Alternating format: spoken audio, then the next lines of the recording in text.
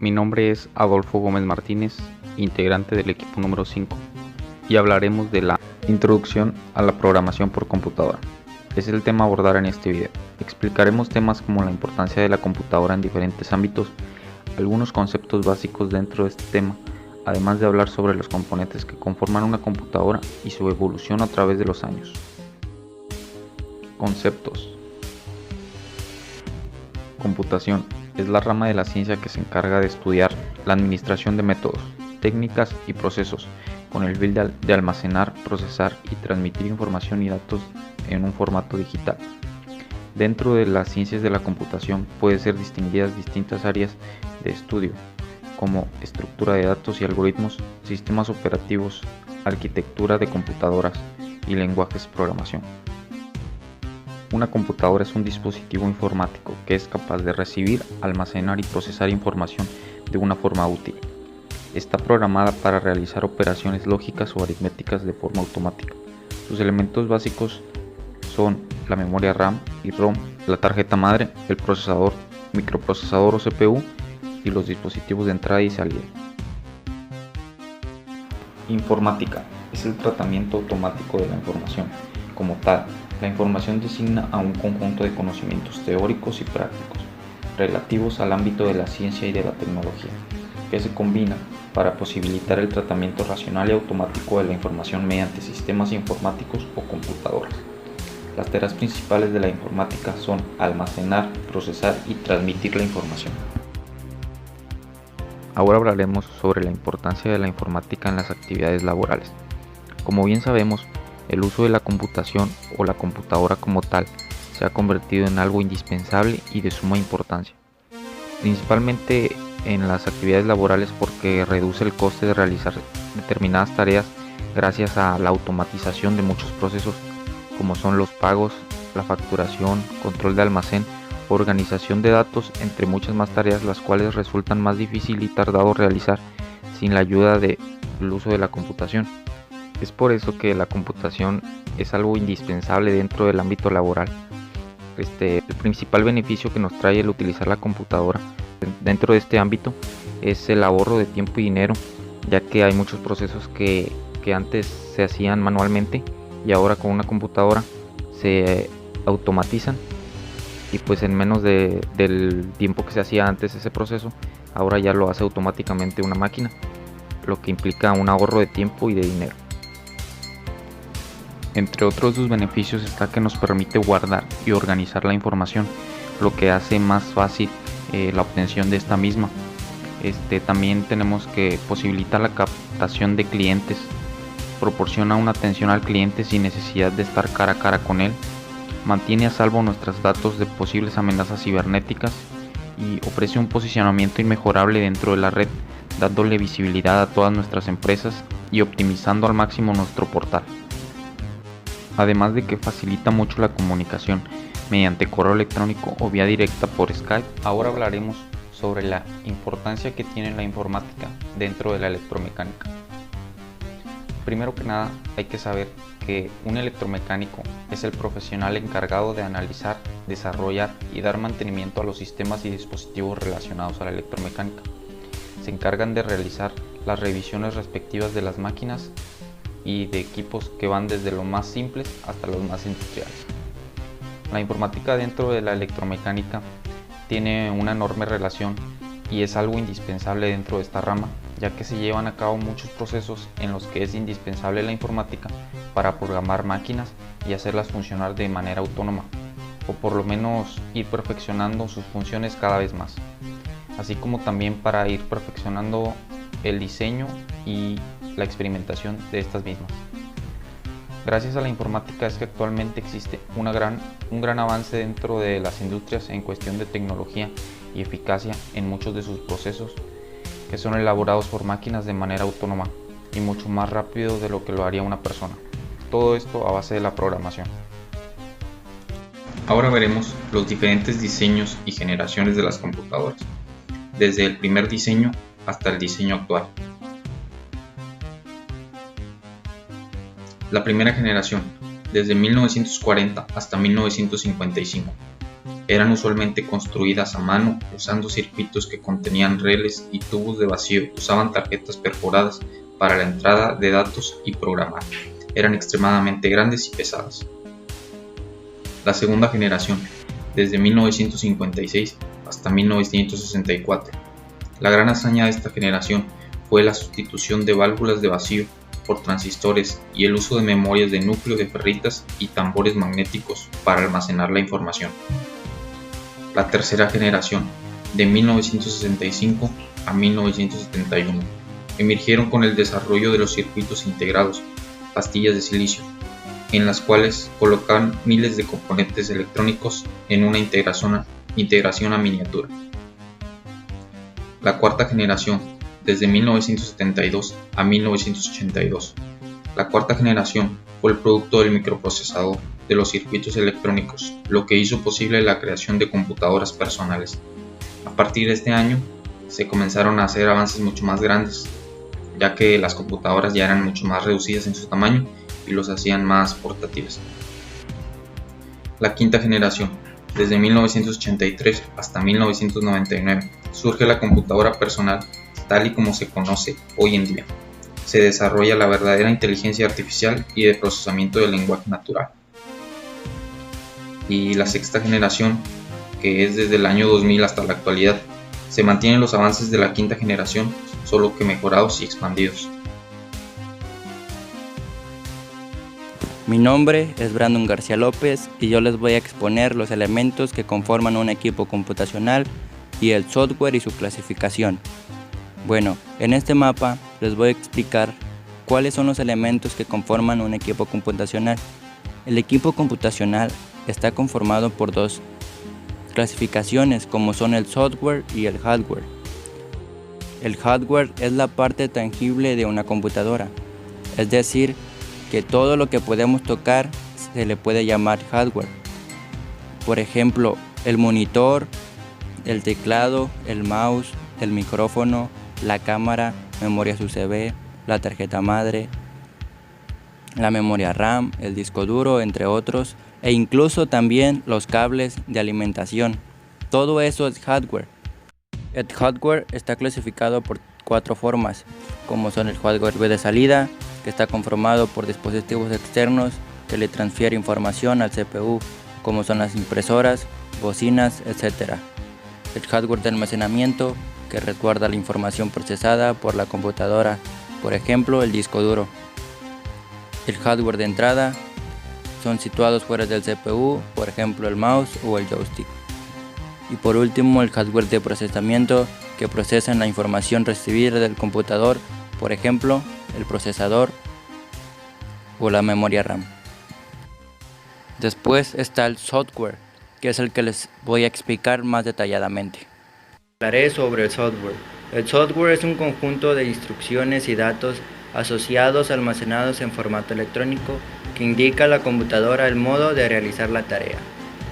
Básicamente, el software es todo lo contrario al hardware, ya que dijimos que el hardware es toda parte física que podemos tocar de una computadora. Bueno, pues el software es todo lo contrario, ya que esto no se puede tocar con las manos. El software técnicamente es un conjunto de programas y aplicaciones que se pueden instalar en una computadora. O también, si hablamos para un celular, todas las aplicaciones o apps también serían software y se van a instalar en el hardware, o sea en un disco duro, y este se ejecuta por el procesador. Es decir, que el hardware está trabajando conjunto el software. El software se clasifica en tres grupos: el software de aplicación, el software de sistema y el software de programación. El software de programación. Este software nos ayuda a la creación y desarrollo de aplicaciones haciendo uso de conocimientos lógicos y de programación. Pues básicamente estos son programas que permite al programador programar. Es decir, son programas o software que hacen software o programas. Para hacer programas tenemos que aprender un lenguaje de programación específico para desarrollar software. Unos ejemplos para este software sería cuando usamos editores de textos como Sublime Text o Gedit o Photoshop, entre más. O también cuando usamos programas de comunicaciones como Messenger. El software de aplicación es aquel que utilizamos día a día cada uno de nosotros para programas de aplicaciones o utilidades que manejamos dentro de la computadora. Pues básicamente son programas que se realizan determinadas tareas típicas humanas que antes se hacían a mano. Por ejemplo, el software de Word, Excel o PowerPoint, que es el que estoy utilizando para presentar mis diapositivas.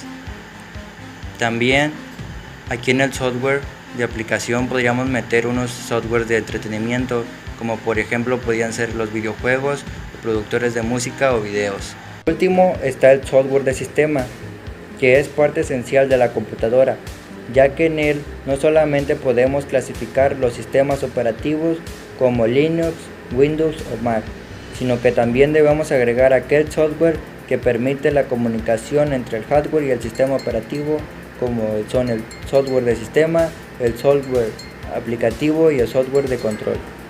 El software de sistema, básicamente como acabo de decir, son programas que sirven para que el usuario tenga control sobre el ordenador y dar soporte a otros programas, ya que consiste para controlar e interactuar con el sistema operativo.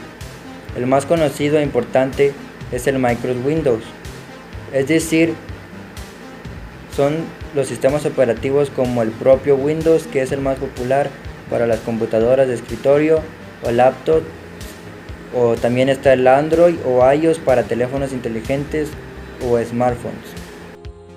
Muy buenas tardes, maestra. Mi nombre es Ángel A. Flores Hernández y le voy a presentar el concepto de sistema operativo. El sistema operativo es el software que coordina y dirige todos los servicios y aplicaciones que utiliza el usuario en una computadora. Se trata de programas que permiten y regulan los aspectos más básicos del sistema.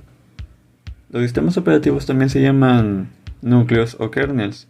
Suelen ejecutarse de manera privilegiada respecto al resto del software, sin permitir que un programa cualquiera realice cambios de importancia sobre el que pueda comprometer su funcionamiento. Las funciones de un sistema operativo de pasadilla serían gestionar la memoria de acceso aleatorio y ejecutar las aplicaciones designando los recursos necesarios, administrar al CPU gracias a un algoritmo de programación, direccionar las entradas y salidas de datos a través de drivers por medio de los periféricos de entrada o salida, administrar la información para el buen funcionamiento del PC, dirigir las autorizaciones de uso para los usuarios y administrar los archivos. Después de explicarle ya más o menos las funciones de un sistema operativo y cuál es el concepto de un sistema operativo, le voy a hablar sobre unos ejemplos de sistemas operativos, los más comunes o que más se han usado y visto. Para empezar vamos a ir con un clásico, el Windows. La primera aparición del Windows data de 1981, año en el que el proyecto se denominaba Interface Manager. La versión para ordenadores de escritorio de Windows es actualmente la que mayor cuota del mercado ostenta, con 72.97% entre los sistemas operativos de su tipo, siendo el Windows 10 con el 78.43% de usabilidad, la versión más usada entre las diferentes versiones de Windows en la actualidad. Unas características del Windows sería la interfaz de usuario gráfico, que tiene mayor información y más accesibilidad. También es multitarea, que permite ejecutar varias aplicaciones al mismo tiempo. Tiene la posibilidad de integrar recursos multimedia, textos, imágenes, sonido. También herramientas para el trabajo en red, transmisión de información y comunicación entre usuarios. Incorporación de importantes programas como accesorios utilitarios para diversos usos. Un bloc de notas, un procesador de texto, que sería el WordPad, etc. Después de eso vendría el Mac OS o Mac OS S, la versión 10.1. Su nombre en código es Puma. Es la segunda versión del Mac OS X, el sistema operativo de Apple para desktop y servidores, que viene después del Mac OS X versión 10.0 y es reemplazado por el Mac OS X versión 10.2, que fue liberado el 25 de septiembre del 2001 con una actualización gratuita a la versión 10.0. Apple hizo del Mac OS X su sistema operativo predeterminado en los nuevos Macs. Además, en este mismo puede haber muchos programas más que en la competencia. Unas características del Mac OS sería que tiene una mejora en el rendimiento. También tiene un quemado de discos con mejor soporte en el Finder, así como en el iTunes. Tiene un reproductor de DVD. Tiene mayor soporte para impresoras, 200 impresoras soportadas out of the box, fuera de la caja, por así decirlo. Una de las principales quejas de los usuarios de la versión 10.0, claro está. Tiene el 3D mejorado. El Apple Script también está mejorado. Y el Color Sync, junto con una imagen de captura. Ya está, ¿no? Luego viene el sistema operativo Linux, que a diferencia del Windows y Macs, Linux no pertenece a ninguna compañía, sino que su desarrollo depende de la colaboración de un gran número de empresas y profesionales. Y es que al tratarse de un software libre, cualquiera puede modificar libremente su código fuente, respetando siempre los términos de licencias correspondientes. Las características de Linux, como no, la primera va a ser que es gratuito.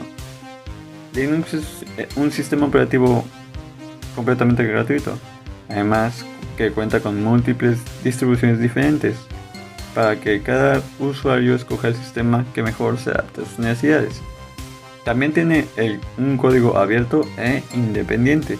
Cualquier profesional puede desarrollar y distribuir nuevas funciones sin necesidad de permisos ni protocolos previos.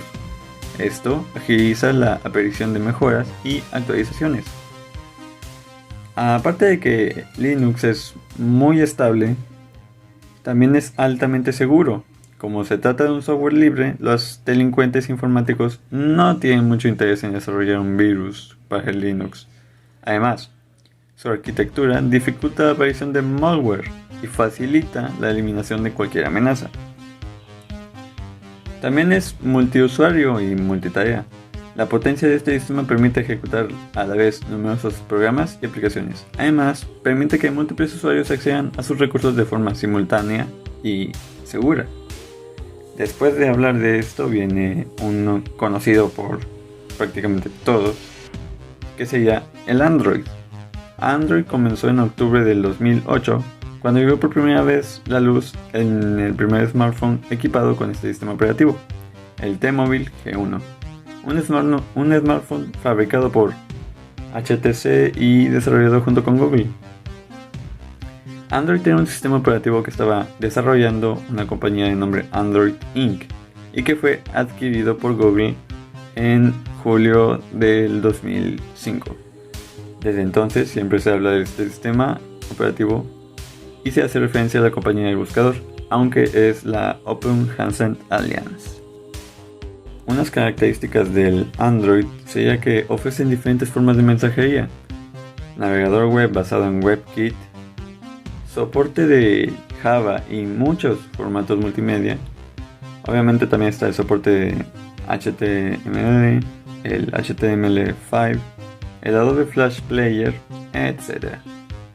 Y también incluye un emulador de dispositivos, herramientas para depuración de memoria y análisis del rendimiento de software.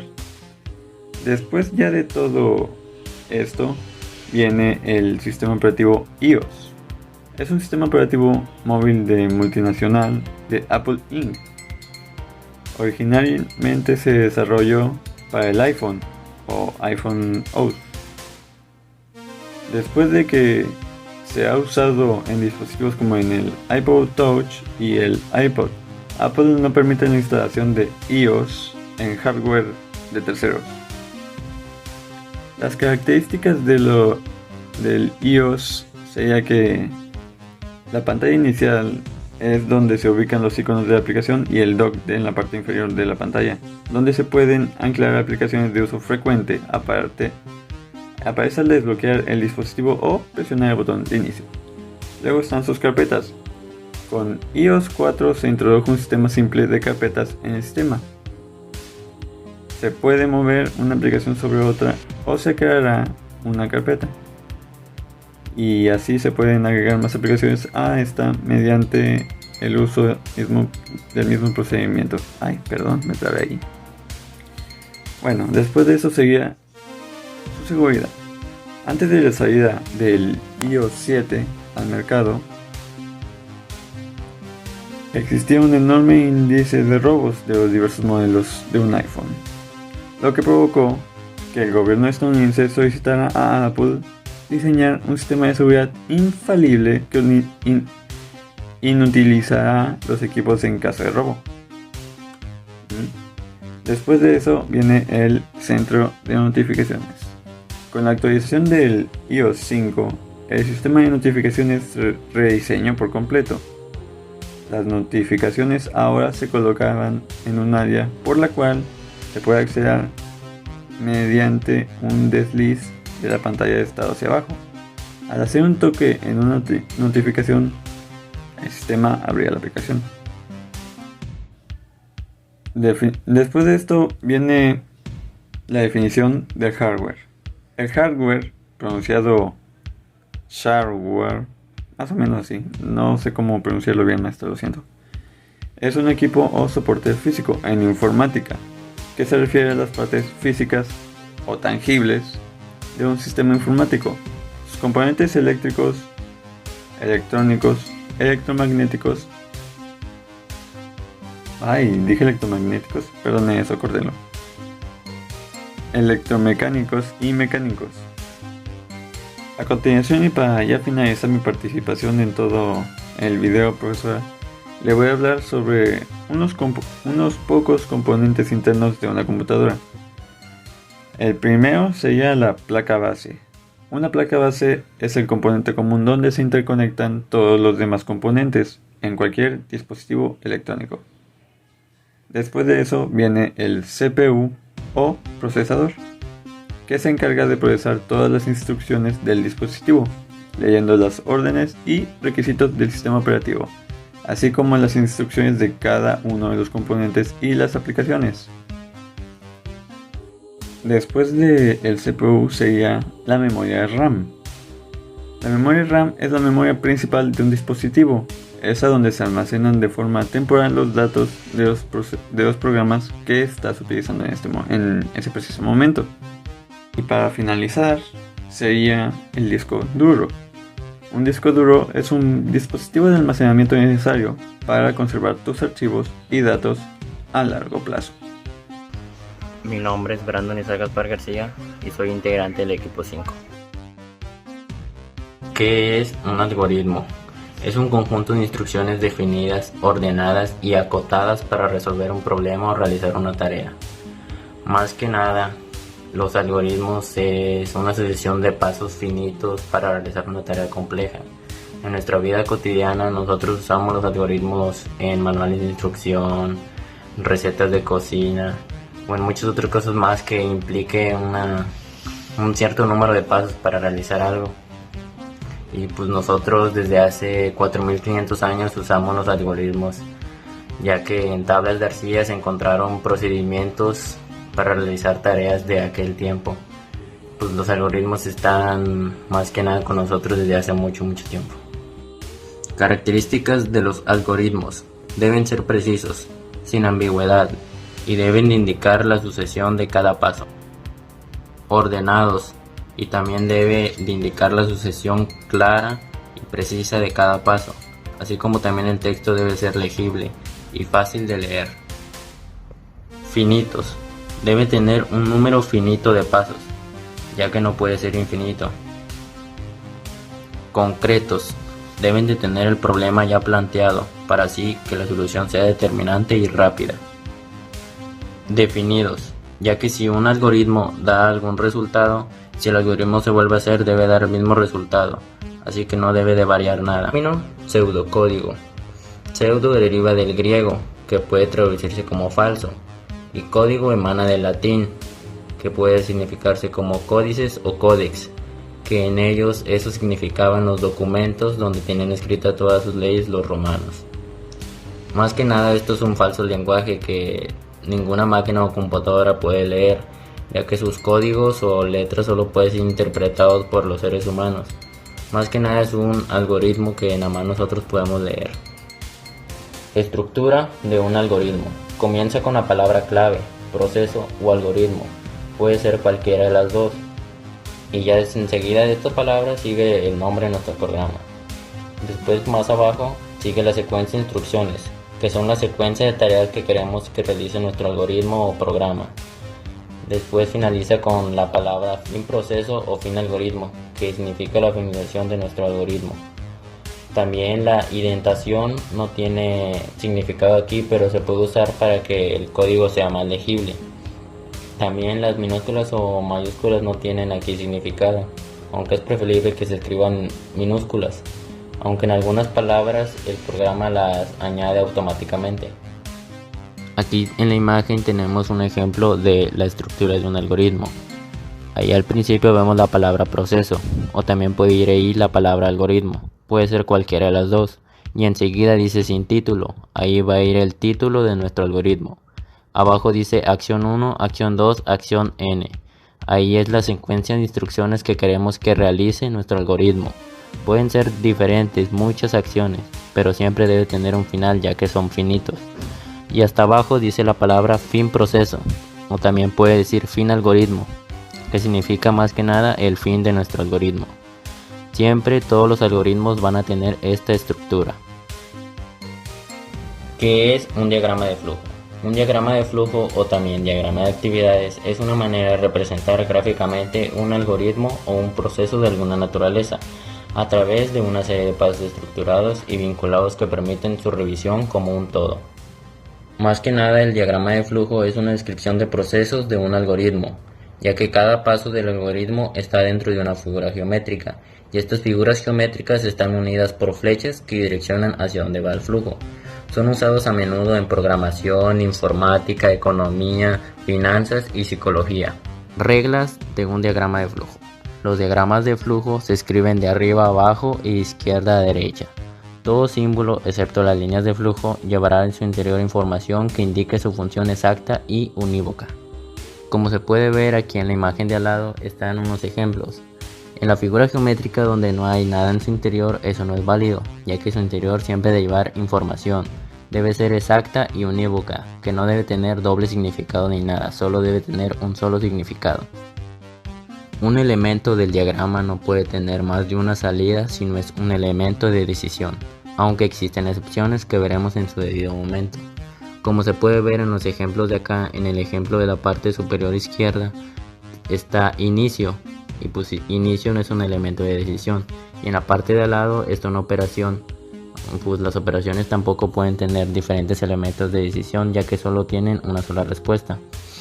Y abajo en la parte inferior izquierda dice inicio y ya hay un elemento de decisión en la parte de abajo, y ahí ya se pueden agregar varios. Las líneas de flujo no pueden cruzarse. Como se puede ver en los ejemplos de abajo, en un ejemplo las líneas se están cruzando. Eso no es válido, ya que todas las líneas deben de tener un flujo sin cruzarse entre ellas ni pasarse por encima, deben seguir el flujo que es de abajo hacia arriba, de izquierda a derecha. Y aquí tenemos la tabla de simbología de un diagrama de flujo. El primer símbolo se llama terminación, indica el comienzo o el final de un flujo en el diagrama de procesos. El segundo símbolo se llama proceso, indica un determinado proceso y sus funciones y actividades. El tercer símbolo se llama decisión, indica un punto de toma de decisión en el diagrama de flujo. Según la decisión tomada, será la dirección que tomará el diagrama. El cuarto símbolo se llama flecha, que indica la dirección del flujo. El quinto símbolo se llama documento, indica los documentos utilizados en el proceso. Es un tipo de dato o información que las personas pueden leer. Le sigue el símbolo de retardo, indica una espera, significa que pasará un tiempo antes de que el flujo continúe. Y por último, tenemos el símbolo de conector. Indica que el flujograma continúa a partir de ese punto en otro círculo con la misma letra o número que aparece en su interior. Hola, yo soy Francisco Flores de la Rosa y el día de hoy vamos a ver la metodología para la solución de problemas por computadoras.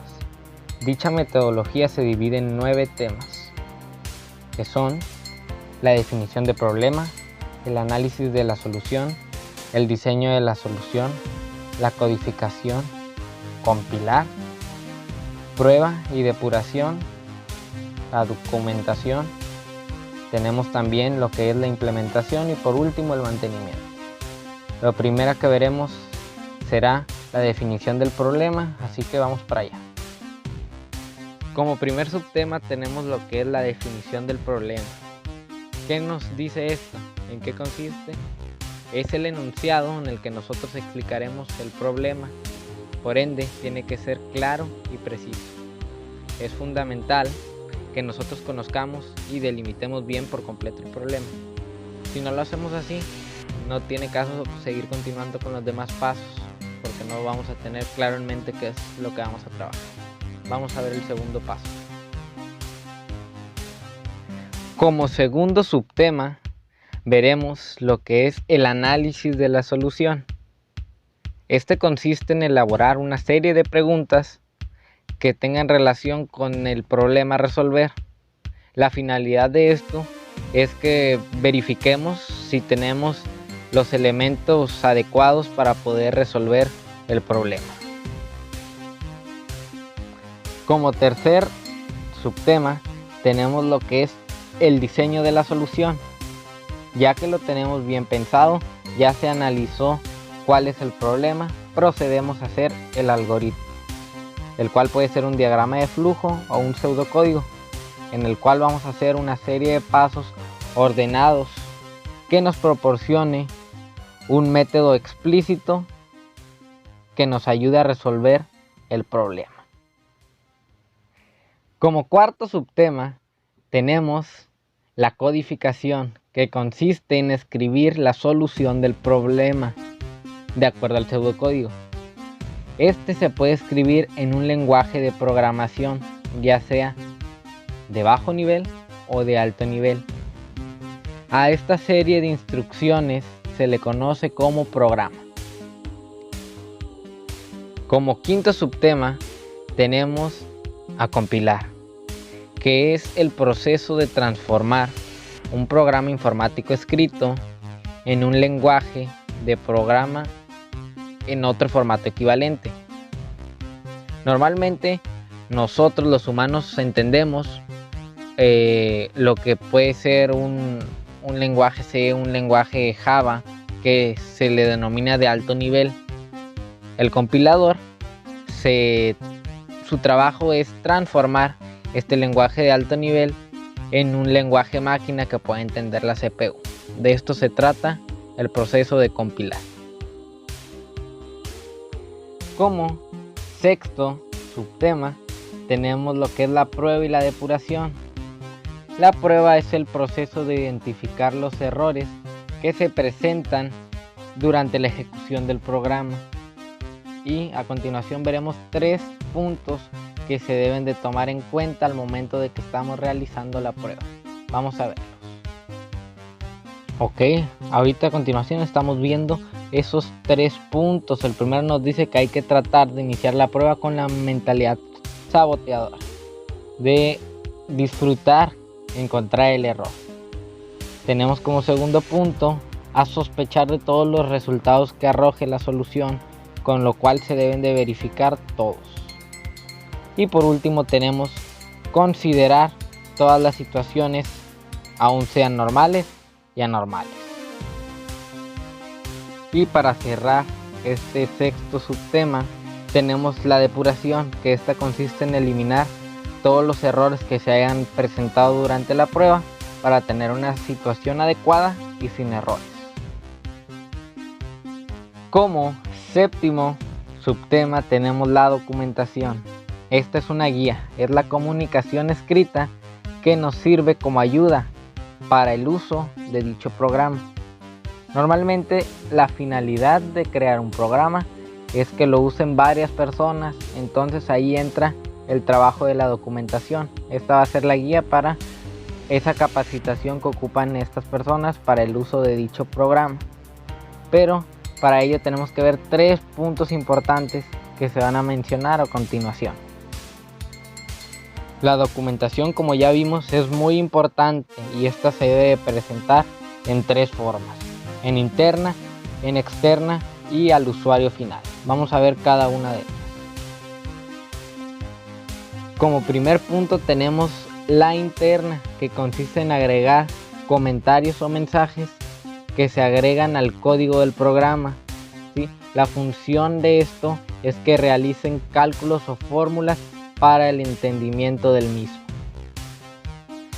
Como segundo punto tenemos a la externa. Esta está integrada por los siguientes elementos: por la descripción del problema, por el autor, por diagramas de flujo pseudocódigo, por las variables y las constantes y por último por la codificación del programa. Todo esto con la finalidad de permitir su adecuación a los cambios. Y por último, como tercer y último punto, tenemos al usuario final. Es la documentación que se le entrega al usuario final. En pocas palabras, es una guía que se le da sobre el uso del programa, donde puede él ver los menús y las pantallas, en el cual se le da una explicación de los mismos. Dicha guía no contiene información técnica sobre el programa. Ok, y seguimos con el siguiente subtema, que es el octavo, que es la implementación, en el cual ponemos en marcha dicho programa que hicimos, que ya vimos que ha dado los resultados que esperábamos. Lo implementamos para que lo empiecen a usar más personas y así es como se podría decir que terminaría estos 9 pasos, sino que ahorita vamos a presentar uno más que se hace ya después de haber implementado el programa. Vamos a verlo. Y como noveno subtema, pero no menos importante, tenemos al mantenimiento. Este se realiza después de haber terminado el programa. Como mencioné anteriormente, después de haber pasado el proceso de la implementación, que ya presentamos el programa, se puede presentar lo que es el mantenimiento, el cual consiste en hacerle algunos ajustes o alguna innovación que se le quiera hacer al programa. Este debe estar documentado. Si ya lo hicimos anteriormente, pues va a haber mucha facilidad. Un ejemplo de esto que estoy hablando del mantenimiento es como cuando en un juego en línea se pone en receso y nos dice que está en mantenimiento. ¿Qué está sucediendo ahí? Esto que acabo de decir. Los programadores están haciendo innovaciones, están actualizando algunas cosas en el juego que le puede interesar al usuario. ¿Sí? Todo esto con la finalidad de dar un mejor servicio. De esto se trata el mantenimiento y con esto cerramos los 9 subtemas sobre la metodología para la solución de problemas por computadora. Gracias.